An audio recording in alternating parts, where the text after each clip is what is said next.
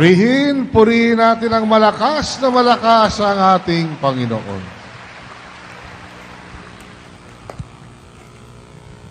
Brothers and sisters, tonight's healing message is a reading from the book of Genesis, chapter 1, verses 27 to 31. So God created man in His own image.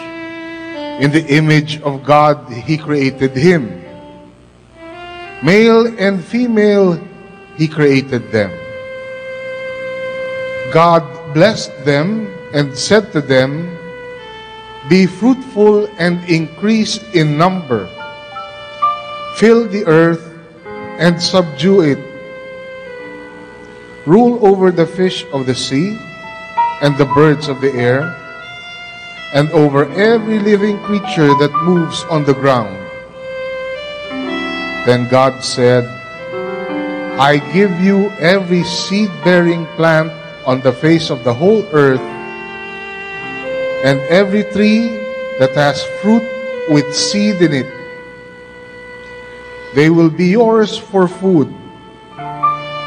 And to all the beasts of the earth, and all the birds of the air, and all the creatures that move on the ground, everything that has the breath of life in it, I give every green plant for food." And it was so. God saw all that He had made, and it was very good.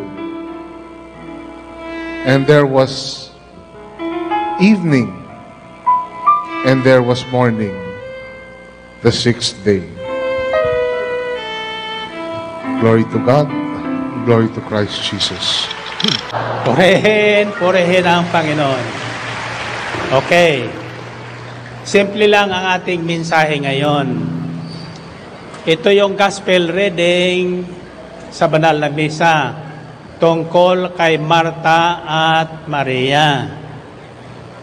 Sa aming pagninilay nung araw ng Biyernes ng ating mga kasamahang disciple preacher, ang tawag nila sa kanila mga Parisiyo. Ang sabi ko sa kanila, may problema ba ang Diyos? Kung may problema ang Diyos, pag ang sagot nyo may problema, ano ang problema niya?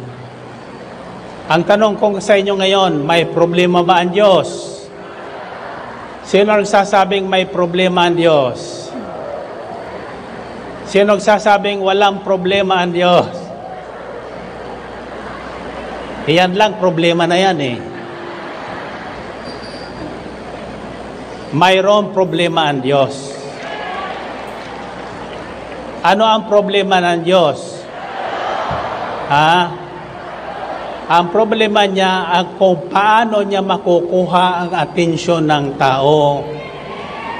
Sapagkat maraming kaagaw ang atensyon ng tao. Lalo na sa panahon natin ngayon, nandyan ang Facebook, nandyan ang Jobyo, nandyan ang chismisan sa television, etc., etc. Sa gawain na lang, maniwala kayo sa hindi, mahirap kunin ang atensyon ng bawat isa sa mabuting balita na pinapahayag sa atin ng Panginoon. Bakit? Nandyan na yung walang silya, nandyan na yung inagawa ng silya, nandyan na yung naghihintay ng sa Sabado, o kaya salitang finally, yun ang inaabangan nila. Mayroon naman dyan, paypay ng paypay. Totoo hindi? Mayroon naman yung kalabit ng kalabit. Bulong ng bulong. So ang problema talaga ng Panginoon, ang atensyon natin. Sapagkat naroroon ang solusyon sa lahat ng problema ng tao. Ang tanong ko ay, may problema ba ang tao? Sino may problema sa tao? Ang taong walang problema, yung patay na. Habang tayo ay nabubuhay at humihinga, may problema ang tao. Ano ang pangunahing problema ng tao? Asawa, pera, ano? Sa Amerika, maraming lumapit sa ating mga kapatid na biyuda na. Mga bata pa sila. Ang tanong ko sa kanila, kung papipiliin kayo, anong pipiliin nyo? Asawa o pera? Sinong pipiliin ng pera? Sinong pipiliin ng asawa? Ang sabi ng isa, hindi ko pwede mag-asawa, brother Mike, ngayon kasi yung pensyon ko mawawala. Kaya pera na lang. Nakikita nyo? Ang priority ng tao ngayon ay pera. Subalit, hindi nasusolve ng problema sa dami ng pera. Habang dumadami ang pera ng tao, dumadami din ang problema. May lumapit sa akin sa Borsolo. Ang tanong sa akin, Brother Mike, totoo bang 80 ka na? Kako, bakit? Ang mukha mo ay hindi 80. Ang sabi ko sa kanya, matagal na yan. Kaya lang, ang sabi niya sa akin, wala ka bang problema? Ang sabi ko sa kanya, ikaw lang, problema ko na eh. So, ang pangunahing problema ng Diyos sa tao ay atensyon. Atensyon. Ibig bigyan tayo ng Diyos ng mahabang buhay. Subalit, paikli ng paikli ang buhay dahil hindi natin pinakikinggan ang sinasabi ng Diyos. Anong pangunahing problema ng tao? Anong sinasabi ng Biblia? And sabi ng Panginoong Kristo ayon kay Matthew, why do you worry about food? What you will eat? Or what you will drink? Or what you will wear? For the pagans run after all these things. And God knows you need them all. So, inisa-isa niya, ang pangunahing problema ng tao ay pagkain. Pagkain, di ba? Pagkatapos ng misa, nawawala ang tao. Lumalabas. Anong ginagawa? Kumakain. Kaya maraming ayaw pumasok dito sa loob, sapagkat doon, habang nakikinig, kumakain. Dito sa loob, mahalata ka. Pag kumain ka dito, kaya lalabas mo na para kumain. Bakit? Bakit? Anong unang pinagbawal ng Diyos sa tao? Pagkain. Babalikan natin ang angkalat ng Henesis, ang sinabi ng Diyos.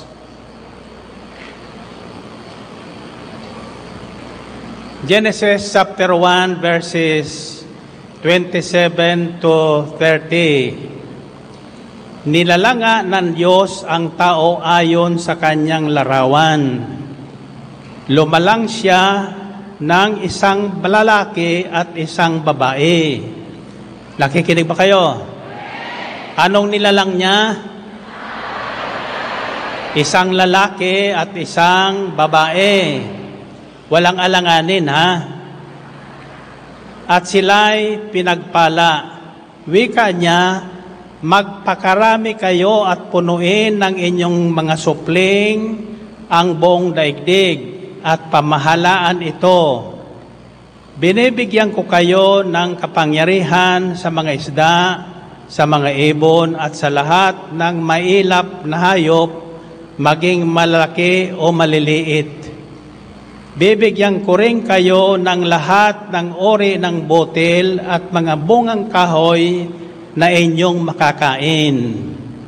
Ang lahat ng halamang luntian ay ibibigay ko naman sa mailap na hayop, malaki man o maliit, at sa lahat ng mga ibon. At ito nga ang nangyari.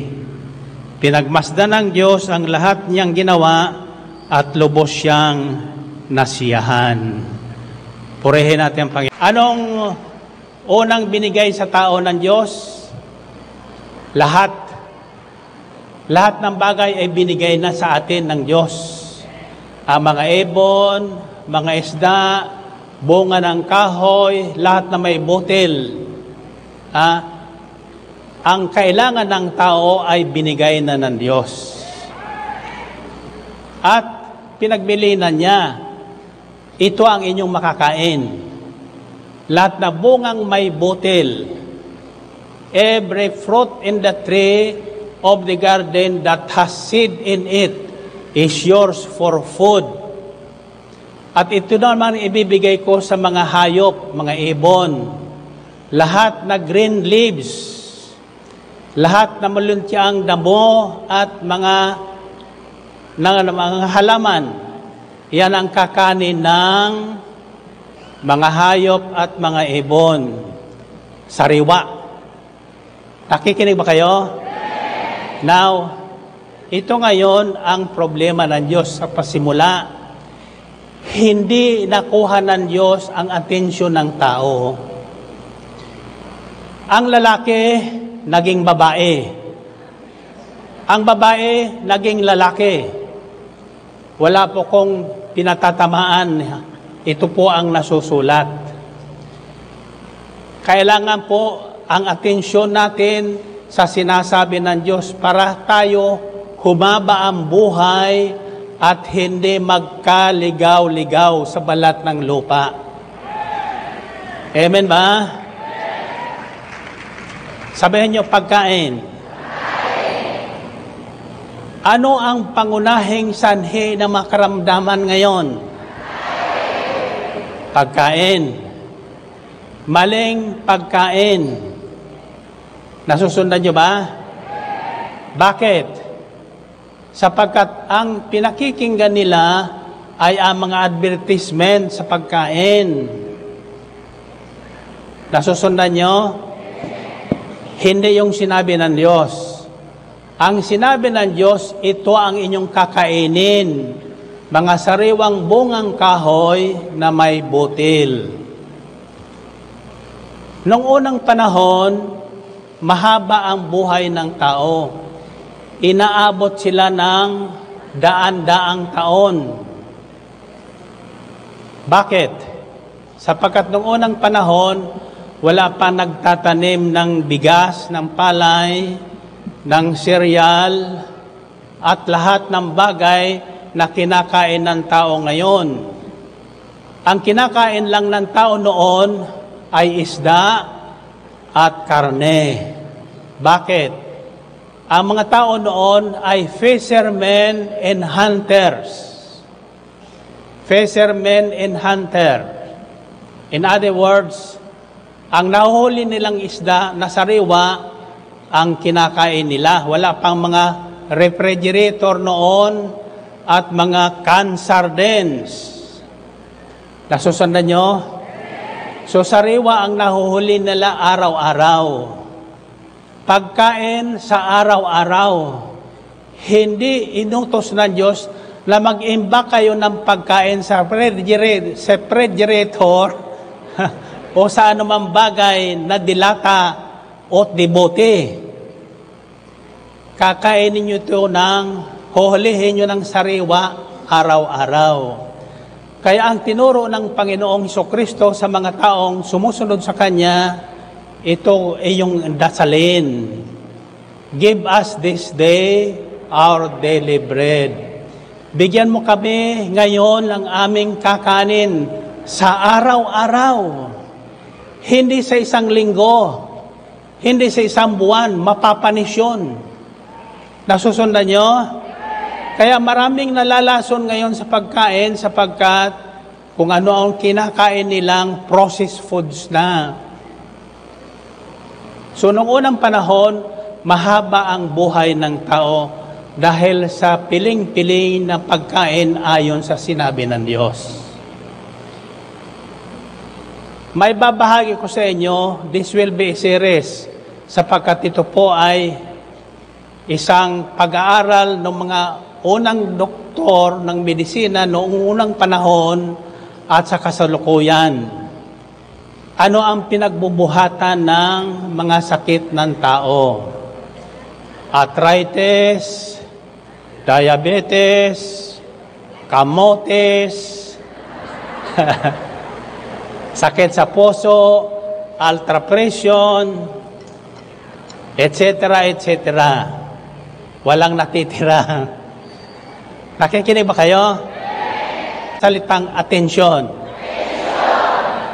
Now, ang unang utos ng Diyos sa Israel na kanyang bayang pinili ay ano? Ano? Hear, O Israel. Makinig ka, Israel. Iisa lang ang Diyos. Mahalin mo siya ng buong puso, buong isip, buong kaluluwa, buong lakas, etc. Buo. Pero ang unang utos ay makinig. Makinig. Makinig. Ang tanong ko ay, nakikinig ba kayo? Kung nakikinig kayo, sa bilang kong 3, sabay-sabay kayong yung ginawa natin sa misa kanina. 1, 2, 3. Oh, wala.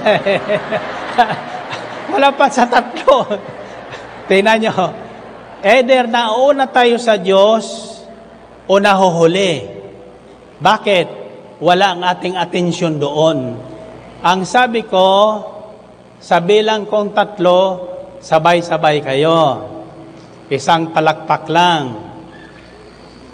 Ngayon, nagpos ako sa pangalawa. Pumalakpak na kayo. Wala pa yung 3. In other words, wala kayo sa atensyon. Okay. Ang nakikinig ay ganito. Naghahanda. Naghahanda. So, habang nagbibilang ako, isa pa lang nakahanda na. Hindi pwedeng una-unahan. In other words, ang dating sa ating pakikinig ay hindi pare-parehas. Amen ba? Bakit? Sabi ng pare, wala sa focus. Wala sa atensyon. Ang sabi ng Biblia, let us fix our eyes on Jesus, the author and finisher of our faith, who for the joy before Him endure the cross.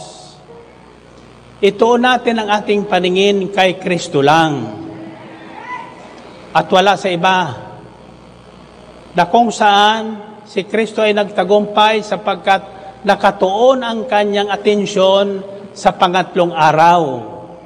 Ang kasiyahang darating at tatanggapin niya sa pangatlong araw.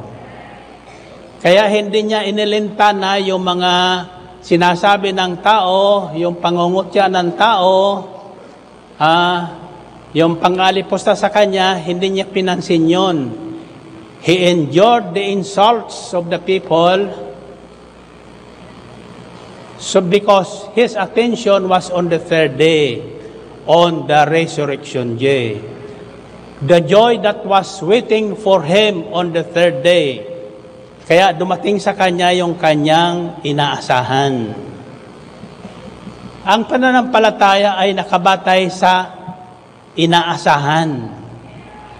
Faith is the substance of things hoped for. Ang pananangalaig ng tao ay umaasang darating. Darating. Ang problema natin, dumating na. Dumating na yung ating inaasahan. hindi natin natatanggap. Bakit? Ninakaw ng ibang atensyon ang atensyon natin, ng ibang bagay. Ninakaw nung sigaw ng misis o sigaw ng mister. Ninakaw nung kantsaw ng ibang tao. Kayo dyan sa El Shaddai, napauto kayo kibilarde. Mga uto-uto kayo. So, tayo naman, oo nga, oo nga, oo nga. Isa. Kita niya. Isa.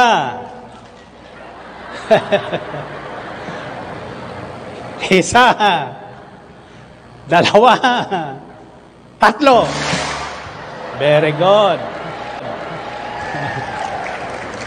So, kailangan magsanay. Bibigyan ko kayo ng 3 salita lang ngayong gabi para mapagtagumpayan natin ang mundong ito. We have to overcome this world if we are to receive eternal life. If we want to live long life. Sa totoo lang, sabi sa Biblia, ibinigay na ng Diyos sa tao ang mahabang buhay. Ang mahabang buhay sa balat ng lupa ay isang gantimpala ng Diyos sa mga taong nananalig sa Kanya. Basahin nyo ang Salmo 91. Makikita nyo doon, in long life I will reward him and show him my salvation. At siya'y bibigyan ko at gagantimpalaan ng mahabang buhay.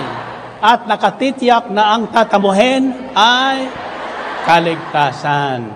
Ibig sabihin ng kaligtasan, buhay na walang hanggan.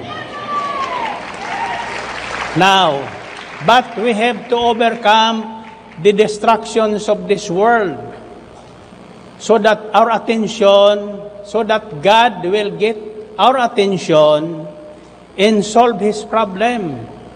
God wants to save everyone. Our God wants us to live long in the land para mapuno ang daigdig na ito ng ating mga supling. Subalit ang atensyon ng tao ay napunta sa showtime. Napupunta sa mga distraction ng sanlibutang ito. Lalo na dyan sa Facebook na yan. Kaya ang billing ko sa mga taga-Amerika, don't you ever, if you are expecting to receive a miracle from God, don't use the Facebook. Huwag niyong gagamitin ang social media sapagkat walang ituturong mabuti sa atin yan. Kung wala kang masasabi, huwag kang magpo-post. Amen. Kung may sasabihin ka naman, sabihin mo nun sa kinaukulan. Huwag dyan sa social media, chismis yan ang labas niyan. Amen ba? Kung ibig mong makarating sa iyong patutunguhan, fix your eyes on the Word of God. Open your ears on the Word of God. Give your attention to Him. Every time the message, the healing message is being delivered to you. Kaya ang tawag dyan, mensaheng nagpapagaling. Ang salita ng Diyos, kapag binigyan natin ng atensyon, gagaling tayo sa lahat ng karamdaman. Bakit? Kung atensyon natin ay sa salita ng Diyos, susundin natin ang salita ng Diyos. Kaya ang sinabi ng Panginoong Jesucristo, man does not live on bread alone, but on every word that comes from the mouth of God. Ibig sabihin, hindi nabubuhay ang tao sa physical na bagay, kundi sa salita ng Diyos. Kung anong sinabi ng Diyos, iyon ang ating gagawin. Ang tanong ko pa, namamahinga ba ang Diyos?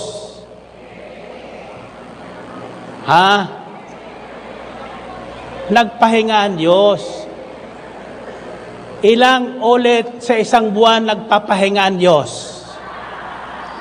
4, minsan 5. On the 7th day, God rested.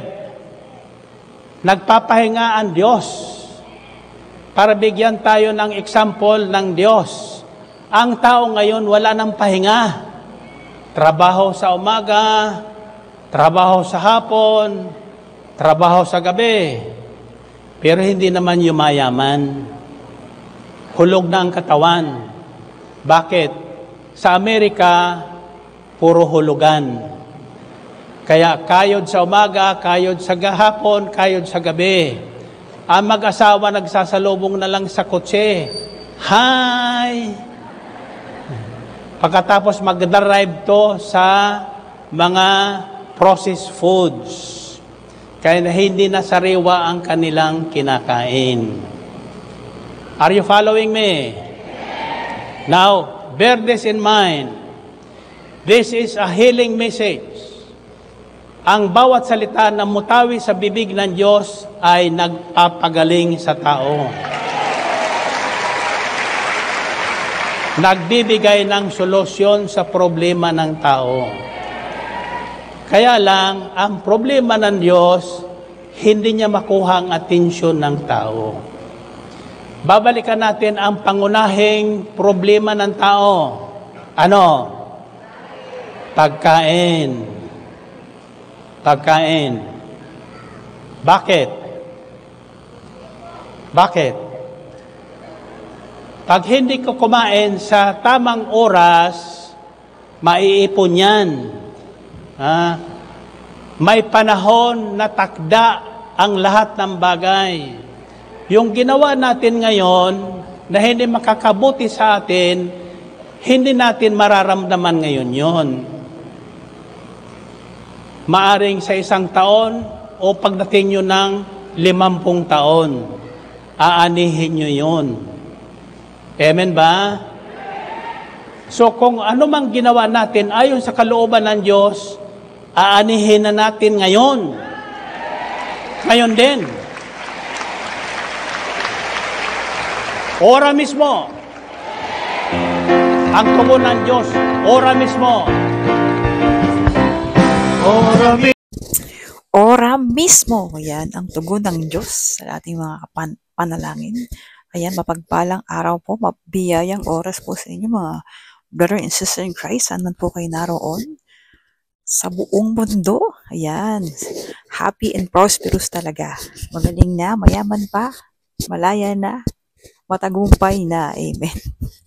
Ayan, at ang ginamit po, ito pong episode na to ay noong July 20, 2019. Ayan, nakalain mo ito ay 5 years ago na po ng ating gwapong punong lingkod, at ang ginamit po ay ang Genesis 1, 27 to 31. The story of creation. So, sabi po ng mga Bible scholar, ang mundo, nilikha na po ng Diyos ang lahat ng kailangan ng tao bago niya likhain ang tao. So, lahat ng kailangan ng tao, pagkain, tubig, hangin, liwanag, mga hayop, mga ibon, nilikha na ni Yahweh para sa atin. At sa pang-anim na araw, nilikha niya ang tao na kawangis ng Diyos. At sa 7 araw, siya ay nagpahinga. Ayan. Amen. At dito po sa episode na to, napakarami pong kwento ng ating punong lingkod, at nakakamiss nga po yung kanyang paghalakhak, yung kanyang pagtawa dito sa episode na ito. At dito, palalakasin din po ng ating punong lingkod ang ating mga pananampalataya. Buburahin niya ang ating mga pag-aalinlangan at takot. Ayan, panoorin po natin muli po ang buo. Video po ay nasa link section, sa comment section, at panoorin po natin ang kompleto at buo. Ayan, muli po, maraming salamat brother and sister in Christ, ka-pray partners, sa patuloy po na pagsama sa akin ngayon sa pakikinig po ng playback ng ating punong lingkod. At syempre patuloy po nag-aanyaya ang ating gawain dyan po sa Sukat Parañaque, San Dionisio, Ambel Grounds. At ang ating pong Amorsolo Gawain Prayer Meeting ay Monday, Wednesday, Thursday, and Friday sa 1118 Amorsolo Building, Legazpi Street, Makati City. Ayan, patuloy po tayong tumalo, makinig ng salita ng Diyos sapagkat ito ang lakas na mula sa itaas. Ayan. Stay blessed ka, pray partners, and see you sa next video.